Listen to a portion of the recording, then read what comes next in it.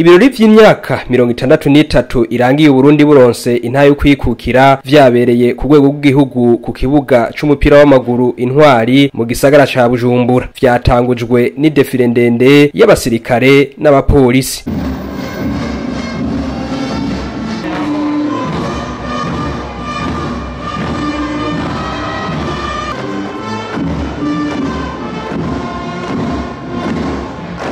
Vyari vyitabwe n'abategetsi batandukanye harimwo n'abaserukira ibihugu vyabo mu Burundi. Mwijambo ryiwe umukuru w'igihugu Evariste Ndayishimiye yibukije abarundi ko kwikukira nyakuri ari kwikura agasuzuguro ukigaba ukigaburira.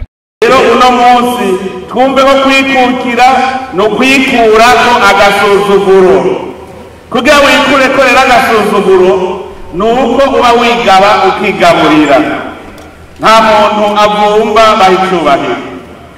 Muze murabe hose umuvumvyi bama bamushira ku ruhande. Nta muntu asega bahicubahiro. Akararo gato inotanga. Muri iyo minsi heze twahora tuja kuvumba ikibuga c'inkino z'umupira w'amaguru. Mwumve ako kamaramaza nibaza yuko hajya badutiza twarakura muga naho twakura baguma ngo ati none ico gihugu ntigishoboye kwigirira ikibuga cy'umupira w'amaguru. Naho Uburundi bwaronse ntayo kwikukira, umukuru w'igihugu yavuze ko hakiri abantu badashaka ko Burundi bugira iteka. Abantu rero batera basubiza inyuma igihugu muri uwo mwidegemvyo mu gateka k'igihugu. Abantu bahungabanya umutekano barasubiza inyuma agateka k'igihugu. Abo ntibemera iterambere.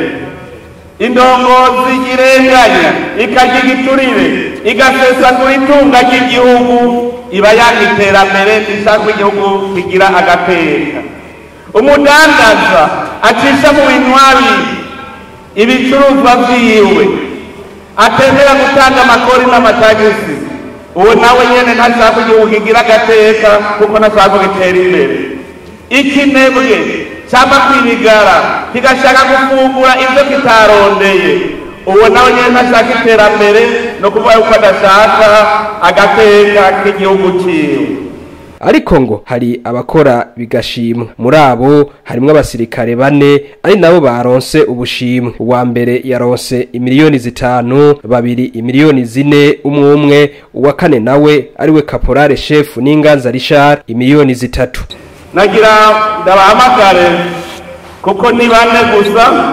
Uwa mbere ni Lieutenant Colonel de Police Mugisha Odas OPN 1376.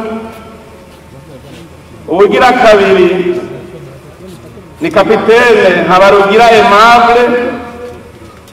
Uwugira gatatu ni Lieutenant Ndayisaba Richard. Uwugira kane ni Caporal Chef Ninganza Richard. Abo ntibashike ngaha kuko barakoze birashimwa. Uyu wa mbere Lieutenant Colonel de Police Mugisha Odas yaragwanije bimwe biboneka abantu bama bashaka gusahura igihugu bacisha ibintu mu binwabi bwabo mutare yabikawa. Akorera mu komine ya Kabarore.